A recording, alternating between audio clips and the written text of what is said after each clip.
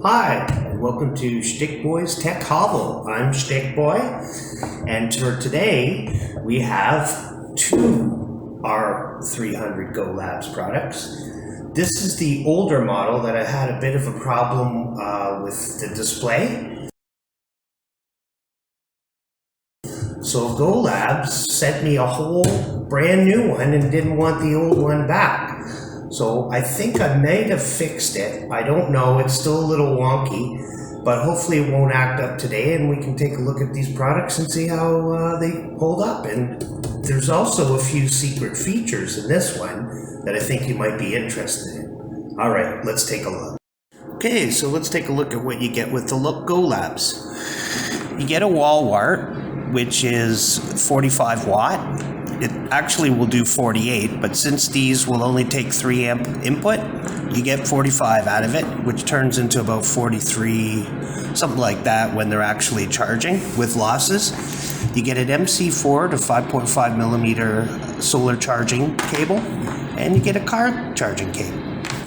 Both of them have 12 volt car cigarette lighter type style inputs. Now this does not come with the old style. I put this on myself because normally it's just like this. There's no dust cover unlike the new version.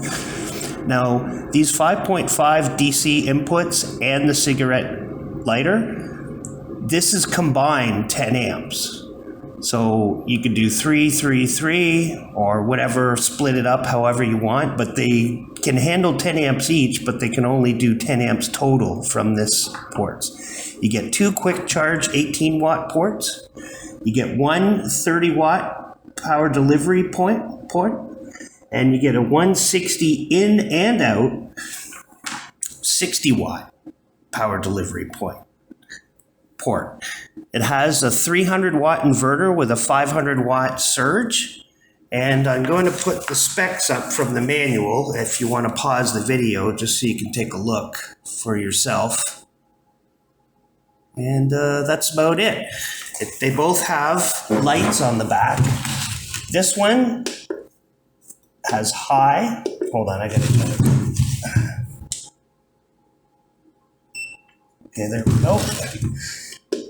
See, it just has high, SOS, flash, and then off, where the new version is a little bit different. Turned off. It has high, low, SOS, and then seizure mode, because I don't know what else to call it. Okay? Now there's a bit of a difference between the two. The car cigarette lighter on this is actually about 5 millimeters deeper than the older one because people were complaining that this wasn't deep enough and things were popping out of it. So you're going to get a little bit better of a cigarette lighter port. Also, if you notice, when you turn things on, you see how there's a little light here? What I like is it's very subdued. So if you're trying to run a CPAP at night, this isn't going to blare in your face. Now also, if you notice, if I turn on the AC, you see how it says frequency 60? You can actually change the frequency on this. It's not in the manual, but if you hold both buttons down and it beeps, oh, I think I have to do this. Or does it have to, oh wait, I think it has to be off. Yeah, it has to be off. See, now it's switched to frequency 50. So if you're trying to run something in Europe with an adapter, like a European device that needs that extra, that 50 hertz, you can actually run it on this. So we'll go back to 60 because obviously we're in North America. Also, if you don't want any beeps on this unit, because a lot of people are like, oh, I hate this, it's annoying as hell. If you hold down the USB for 4 seconds and you hear the beep, now when you push things, look, no beep. So that might be a little bit better if you're trying to use it at night and you don't want to disturb anybody. And then to turn the beep back on, you just hold it down until it beeps again. And now things beep again. Okay, that's about it. Okay, what we're going to do here is a battery draw test. We're just going to draw some power from the 12-volt car adapter and see how much it can actually pump out before it cuts off. All right, here we go.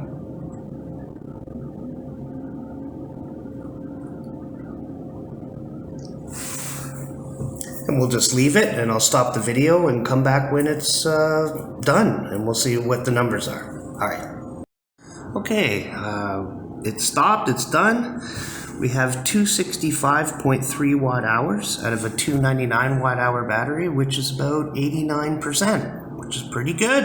That's pretty decent.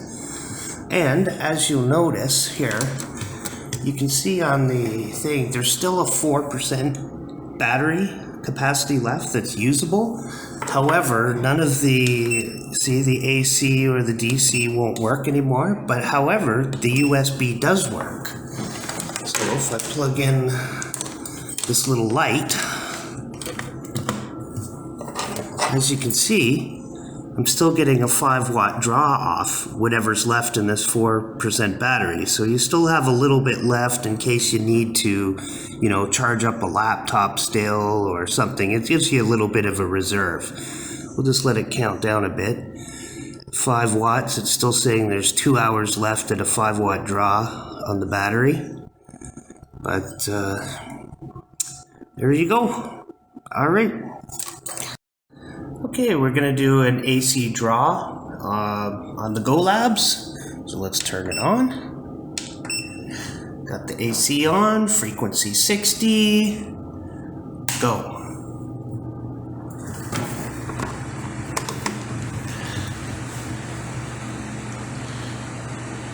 Let's see what we're drawing here. Climb up slowly as the, well, let's increase.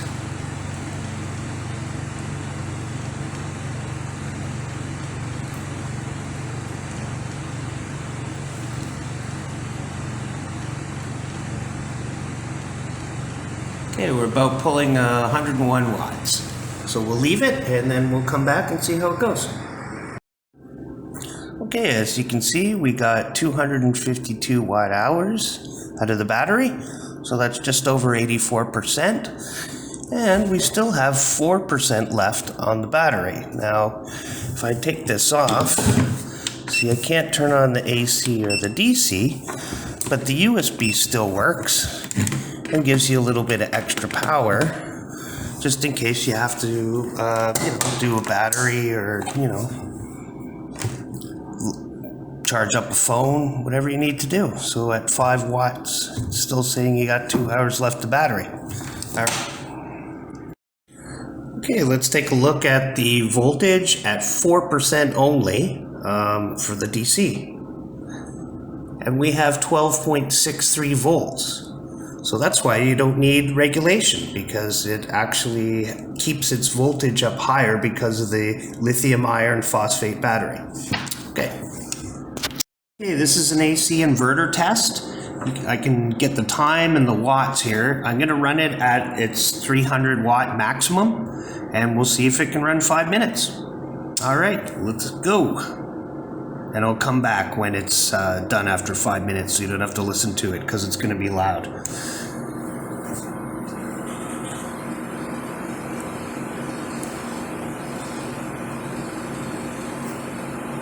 We'll just let it climb up. I got all kinds of crazy stuff plugged into here. Fans, water pumps, all kinds of nonsense. But it should come to close to 300 watts. 297.7, close enough.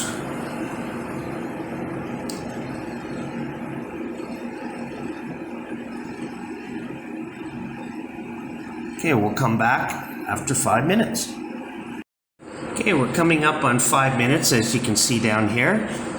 This inverter has definitely been upgraded because the Hobotech review that I saw, he was only be able to run it at 250 for any sort of length of time, and it would crap out at 285. So obviously they've updated the inverter. We're passing the 5-minute mark right now. Let's let it go for a little bit. We're pulling 302 watts out of it.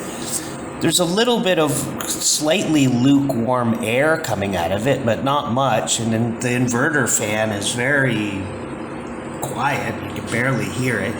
So what I'll do is I'll let it go to 5 minutes and 30 seconds. I'll turn off the load and we'll see if the inverter fan stays on or not. Okay, so 5 minutes and 30 seconds. See, you can hear it?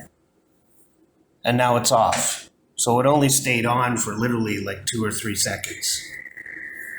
Okay, we're going to test all the accessory ports here, the 12 volt, the USBs, etc. We did the AC test and that passed with flying colors, so let's see if the trend can continue. All right, let's put some load on the 12 volt here. Oh, it might be helpful if I turn it on. Okay, so this is supposed to take 10 amp. So let's see if we can get 10 amp. 9. I'll use the fine because it might. Well, there's your 10 amp. You're getting about 116 watts out of it. Let's see how high we can go here. 10.5, 10.7. 10.8, wow. 11, 11.1, 2, 4. So much for a 10 amp circuit. Geez, let's talk about overkill. Okay, 10, 11, 12? 12 amp? What the hell? Okay, at 12.1 it craps out, but I'd say that's a pass, considering it's supposed to be only 10 amp if it gets out 12. Okay, fair enough. Hey, more bang for your buck, right? Okay, let's try the USB ports. This is just the standard quick charge, so this should get about 18 watts or so. If I can plug it in there. There we go. So let's.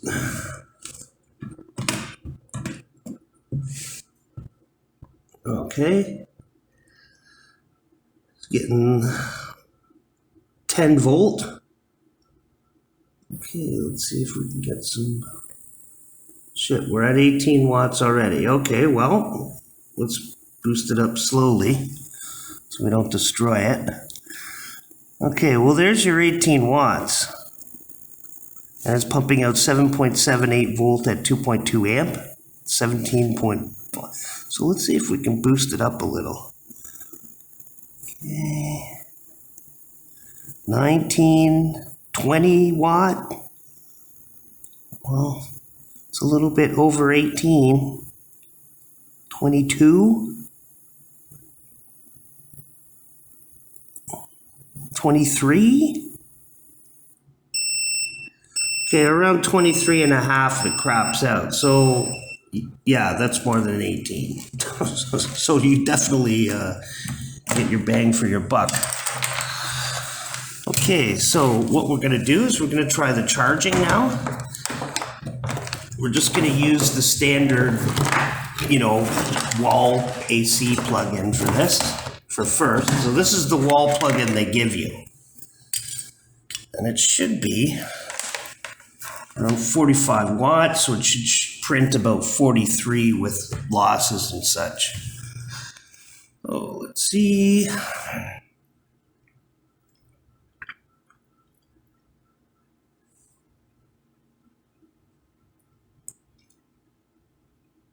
And there you have it, 43 watts. Now, we're going to apply a charger.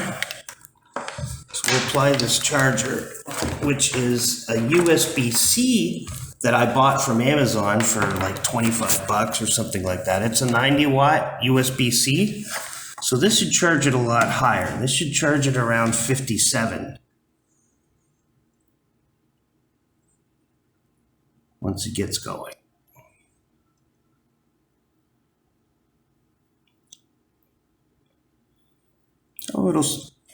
get up there as the watts get up. And there you have it, 57 watts, because it only takes 3 amps in, so if it's 60 watts max, then yeah, you're going to get 57. Okay, so that works. So what we're going to try to do now is I'm going to try to see how much the, let's see if the 60 watt port works. So this is going to charge this unit up, and it should be 30 watts because I have it plugged. Oh, sorry, 60 watts. And it's getting up there. Oh, it's charging, sorry. You gotta fool with it to make sure that the right one is actually, no.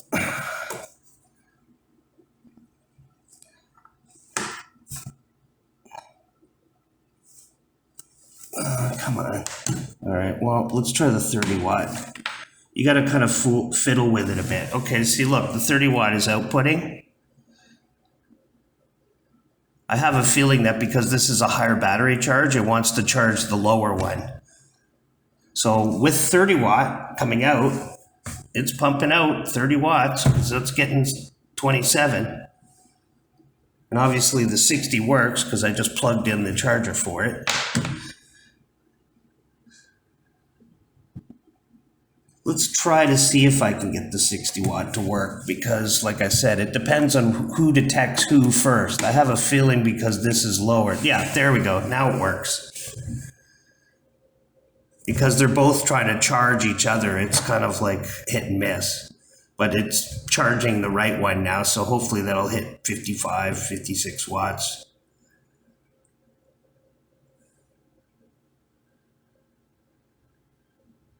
And there we go. It's pumping out 60 watts, roughly, with the losses, because this cable is like from the dollar store, so it's not exactly great. Okay, there you have it. Now we'll move on to solar charging, which I'll have to wait till tomorrow because there's no sun today.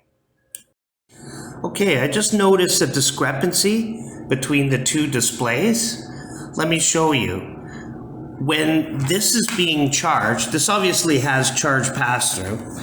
But when this is being charged, the new one, see, watch, it'll go up to 57 watts. We'll let it go up. And then I'm going to put a draw on it. And instead of doing the net charge, like say I do, say 10 watts taking out of it, this should say 47 because 47 is going in there until it gets down to 0. And then any watts after that should theoretically be a draw, like there's more being taken out than coming in. This doesn't do that. The new screen, it basically just does raw draw in comparison to the old one. Let me show you. So I'm going to put a bit of a load on here. So I'm putting 12 watts, and instead of it, here, I'll go down to 10. So instead of this saying 47, because there's 57 going in and I'm drawing 10, it should say, 10 watt, whatever, 47 watts. It's just saying 10 watt draw. So how are you going to figure out what you did unless you turn the DC off? Look, and then it goes to 57. Turn the DC on, 10 watts. That's kind of silly. So here, let me do more. Let me go all the way up. So I'm pulling 67 watts. It's saying I'm charging, right? So I'm obviously putting stuff in, but I'm actually taking out 10 watts more than actually is going into the unit. But instead of it saying, say, minus 10 or something, it just says 67 watts. For example, it could easily, if you turn on the AC inverter, look, there's a minus right there. That character, there's 3 characters there. Why not have a minus there when it goes into minus territory? Now let me show you how I figured it out on the old model, which is better if you think about it, because it gives you the net charging rate, not just raw draw. So let's do the same thing. I'll plug it in. We'll do the same thing. We're going to take a draw off it. So let's wait till it starts pulling off the max off the charger. And I'll do the same thing. Okay, so we're charging in at 56 watts. So let's put a load on it. Okay, so I'm putting 23 watts on it, and see how it's saying 32 watts? Because only 32 watts is going in. So I know at any time how much is actually getting in there. Now, if you have a solid power input, like from a wall, who cares? You can probably just figure it out. But if you're outside in solar, maybe you're not getting that 57 watts. Maybe it's fluctuating. Maybe clouds are going by. So let's increase the load, and I'll show you. I'll tell you when I can tell see, it's getting lower, lower, lower, lower. When it hits 0 and the watts start climbing, then I know I'm taking out more. See, watch. See 0? Okay, now we're drawing. So I can figure out just by this that it's taking 20 watts more than it's being pumped in. So I think this is at least a better setup. I'd prefer just the minus symbol, but just shows you the difference between the two displays. Okay, this is a prelude to the solar charging test. It's about an hour after sun up, so it's not a charging test. But I'm just going to show you my panel. It's putting out 22.6. Now on the old GoLabs, let's pan up. This can only take 22 watts max. This can take 23.5 on the new one. Watch when I plug into the old one.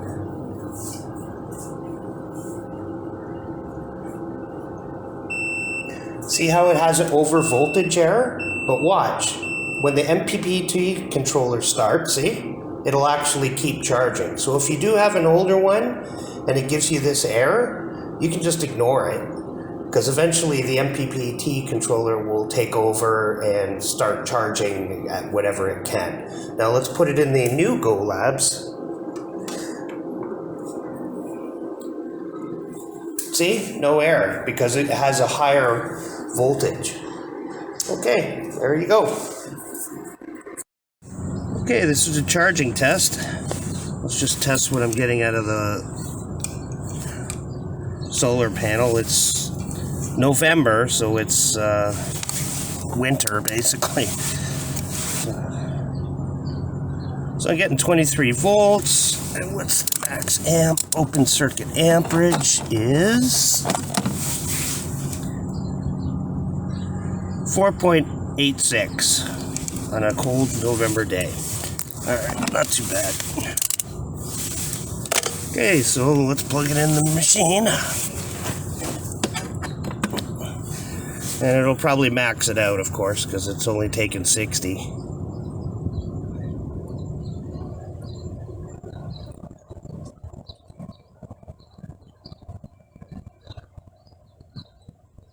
And there she is. 56 to 58 watts. That's what you're going to get when it's capped at 60. Probably getting a little bit more because of the voltage of the panels. But, okay, there you go. It works.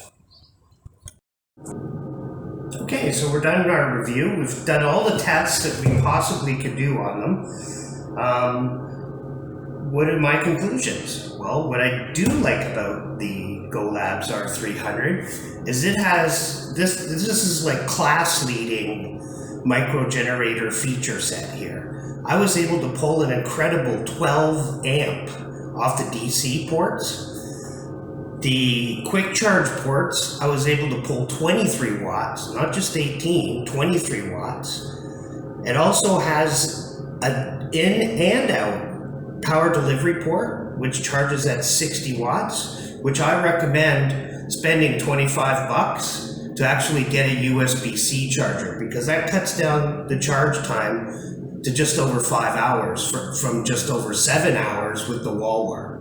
So 25 bucks it's a good it's a good buy. You also got an updated inverter with 300 watts with pure sine wave and a 500 watt surge. So basically you can run any sort of little laptops or, even sensitive electronics will have no problem with this because it has pure sine wave. Now, what don't I like about the GoLabs? Number one is the slow 3 amp charging. It's way too slow. What I recommend is there isn't an R500 coming out, which has a 5 amp input. I suggest you take that 5 amp MPPT controller and you stick it in here. Because here's the rub. If you buy one of their GoLabs 100 watt panels and it's for like $120 off right now or something insane, it is a very high quality panel with an unheard of 5-star rating on Amazon. Everybody loves it. They're like, this thing rocks, it pumps out a lot of power, it's very high quality. But if I don't know any better and I buy your 100 watt panel and I put it in the GoLabs, this R300, I'd be like, why am I only getting 57 watts? These panels must be bad. I better send them back. See what I mean? So putting a 5 amp charger on this, which is not even in Jackery territory, they got like a 6 amp or something crazy. You're just increasing it just enough so that if people do buy your 100 watt panel, they'll actually be able to utilize it. Also, the screen, if you look at the screen here, see, it's a very nice screen with, 98%, gives you proper battery percentage. It's not even Bluetti, like the super expensive models, just has 5 idiot lights.